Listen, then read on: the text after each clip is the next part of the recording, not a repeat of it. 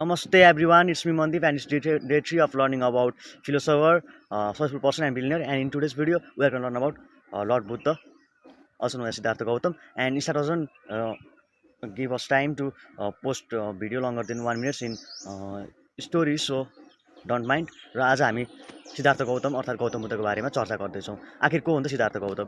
सिद्धार्थ गौतम आजभन्दा 563 ईसा पूर्वमा लुम्बिनीको राजपरिवारमा जन्मेका एक राजकुमार थिए।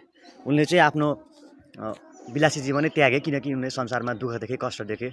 उनले देखे कि कोही रोगले ग्रसित छ, कोही भोकले ग्रसित छ, कोही बुढौलीले मर्छ। त्यसपश्चात चाहिँ उनी चाहिँ अब चाहिँ म चाहिँ इन्लाइटमेन्ट प्राप्त गर्छु, यो संसारमा दुःख किन हुन्छ भनेर बुझ्छु भनेर चाहिँ उनी चाहिँ राजदरबार छोडेरै भारत गए अनि भारतको बोध गयाको वृक्षमुनि चाहिँ उनले चाहिँ बुद्धत्व प्राप्त गरे र त्यसपश्चात चाहिँ उनले चाहिँ संसारभर चाहिँ आफ्नो चाहिँ पाठहरू सबैलाई सिकाए।